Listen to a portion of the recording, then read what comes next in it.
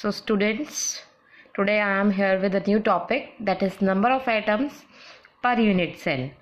अगर हम एक यूनिट सेल देखें, there are total 8 atoms, 1, 2, 3, 4, 5, 6, 7 and 8. 8 atoms are present in a simple unit cell. But how many atoms are present in a unit cell if it is present in the combination, if it is present in the lattice? This is the concept. मतलब हमें ये बताना है कि जब crystal lattice में unit cell present होगी तब एक्चुअल में what will be the number of atoms present in the unit cell. तो हम स्टार्ट करते हैं. For the simple cubic unit cell, simple cubic unit cell is that unit cell in which atoms are present at the corners only. तो हमने इस unit sales इनसे इस crystal lattice से देख सकते हैं. There is first unit cell, number मैंने दिया हुआ 1. इसमें इस कॉर्नर पर एक एटम है. आप इस पिक्चर को ध्यान से देखिए कि how many unit cells are sharing this atom. Number इसीलिए लिखा गया है. इस एटम को, ये जो मैंने डॉट से रिकॉग्नाइज किया हुआ है, इस एटम को कितनी यूनिट सेल शेयर कर रही हैं? इस एटम को टोटल 8 यूनिट सेल्स शेयर कर रही हैं जिनका कॉर्नर यहाँ पर आकर मीट होता है. तो हम यहाँ पर लिखेंगे for simple cubic unit cell atoms at the corner. कोई भी एटम अगर कॉर्नर पे प्रेजेंट है, it is shared by 8 unit cell. जैसे कि पिक्चर भी बता रही है हमें कि any atom at the corner is shared by 8 unit cells. So for 1 cubic unit cell, अगर आप 1 क्यूबिक यूनिट सेल के लिए इस एटम का कंट्रीब्यूशन देखना चाहोगे, it will B 1/8 because 8 unit cells are sharing this single atom. तो अगर हम कहें simple cubic unit cell in which atoms are present at the corners only, so the total number of atoms in simple cubic unit cell, there are total 8 atoms. हर एक की contribution रहेगी 1/8. 8 atoms की contribution रहेगी 1/8. तो actual में हम कहेंगे there is only one atom is present in the simple cubic unit cell when it is present in a crystal lattice. Now next is number of atoms for face centered unit cell. This is an example in which I have shown this is first unit cell, this is second unit cell. In the first unit cell, atom is present at its face. It is only shared by the unit cell which is present adjacent to it. मतलब अगर एक unit cell के face पर अगर कोई atom है तो उसके साथ जो अटैच है यूनिट सेल, वो ही उससे वो एटम शेयर कर सकती है. ना इससे ऊपर, ना इधर, ना ही कोई बैक साइड की कोई यूनिट सेल इसे शेयर कर सकती है. So atom present at the face of any unit cell is shared by 2 unit cells. I have mentioned over there an atom at the face is shared by 2 unit cells. So for 1 unit cell, एक unit cell की contribution कितनी रही? 1/2. एक unit cell के contribution में आया half. तो हम टोटल नंबर ऑफ एटम्स क्या बताएंगे इसमें? In face centred unit cell atoms are present at the corners as well as faces. तो कॉर्नर्स की हमने कंट्रीब्यूशन कर ली. There are 8 corners, contribution is 1/8, so total is 1. And for the faces there are 6 faces. Contribution of each atom at the face is 1/2, so it becomes 3, and the total number of atoms are 4 for face centered unit cell.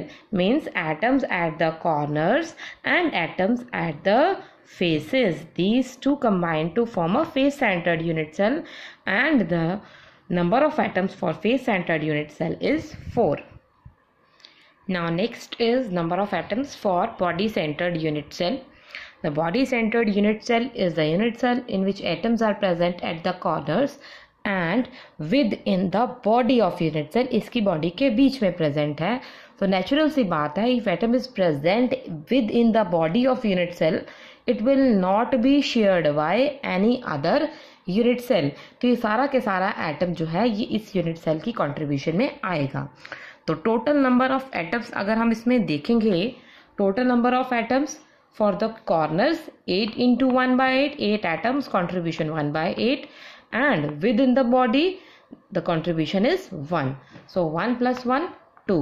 तो overall हम देखते हैं कि simple cubic unit cell के लिए atoms होंगे 1, face centred के लिए होंगे 4 और बॉडी सेंटर्ड के लिए होंगे 2.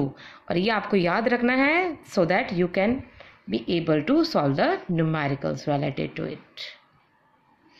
Now today's second topic is relationship between nearest neighbor distance, which is represented by D, radius which is represented by R, and edge length which is represented A for pure elements. तो इसमें भी हम 3 case consider करेंगे, simple cubic unit cell, face centred unit cell and body centered unit cell. Simple cubic unit cell in which atoms are present at the corners. तो I have shown 4 atoms A, B, C, D. आप कोई भी 4 atoms इसमें लेके बता सकते हैं. 4 atoms are A, B, C, D. तो edge length क्या होती है? ये जो हम edges लेते हैं इनको हम कहते हैं, इनका distance जो है that is edge length. It is represented by A. तो इधर हमने शो किया है माइक्रोस्कोपिक स्ट्रक्चर. अगर आप ए बी सी डी का माइक्रोस्कोपिक स्ट्रक्चर देखेंगे तो ये आपको कुछ इस तरह का दिखाई देगा, जिसमें कि ए बी का डिस्टेंस जो है वो आप डी भी लेते हो. जैसे आप मेंशन करते हो, डायमीटर मेंशन करते हो, उस तरह से आप डी, नियरेस्ट नेबर डिस्टेंस हम इसमें डी दे रहे हैं. तो आप अगर रेडियस लोगे इसमें, तो रेडियस आप यहाँ से लेकर यहाँ तक का डिस्टेंस लोगे रेडियस. तो आप ये भी कह सकते हो कि जो रेडियस होगी, radius will be half of nearest neighbour distance. तो आप यहाँ से देखेंगे कि D and A both are same, but ये माइक्रोस्कोपिक स्ट्रक्चर है, ये हमने थ्योरेटिकल बनाया है. तो ये लाइन स्ट्रक्चर होता है, माइक्रोस्कोपिक स्ट्रक्चर होता है, but D is equal to A for simple cubic unit cell. तो आप इनका रिलेशन देखोगे आर, डी और ए का, तो आप यही कहोगे कि D is equal to A and D is equal to A B I have shown above. D is equal to AB, that is equal to A, and R is equal to half of this, and half of this means half of A. So R is equal to D by 2, that is equal to A by 2. आप clearly इसे picture के साथ relate करोगे तो it will be easy to understand. So this is the relationship for the simple cubic unit cell between R, D and A. Next is relationship between D, R and A for face-centered unit cell. Face-centered unit cell is the unit cell in which atoms are present at the corners as well as on the face. जैसे हमने इसमें दिखाया है कि the one atom is present on this face. तो हम जब nearest neighbor distance इसमें देखेंगे तो फेस का एटम हमें ज़रूर कंसीडर करना पड़ेगा. तो हम इसमें नियरेस्ट नेबर डिस्टेंस देखेंगे, distance between this and this atom, जैसे कि हमने इसमें मेंशन किया है. तो नियरेस्ट नेबर डिस्टेंस होगा इतना और आर होगा इसका half, that is nearest neighbour distance D is A C by 2. ये ए है, ये सी है. D is equal to A C by 2. इसका हाफ जो है वो नहीं, मतलब इन दोनों का नियरेस्ट नेबर. ये तीनों कौन से एटम्स बनाए हैं हमने? This one and this one. तो अगर आप इन दोनों का डिस्टेंस लेना चाहते हो तो हम इसमें कहेंगे A C half is equal to nearest neighbour distance. तो फेस सेंटर्ड यूनिट सेल के लिए अगर हम देखेंगे the nearest neighbour distance D is equal to A C by 2. Next, अगर हमें ए सी फाइंड आउट करना, हमें पता है कि A B is edge length that is A, B C जो है ये भी एक एज है क्यूब की, और क्यूब जो एज लेंथ होती है उसे हम ए से रिप्रेजेंट करते हैं. तो we have A but not A C. तो हम एक राइट एंगल ट्रायंगल कंसीडर करेंगे. In right angle triangle A B C, A C square is equal to A B square and B C square. As AB is the edge length, BC is also edge length. It is represented by AA. AB square means A square, BC square means A square, and AC square is equal to 2A square.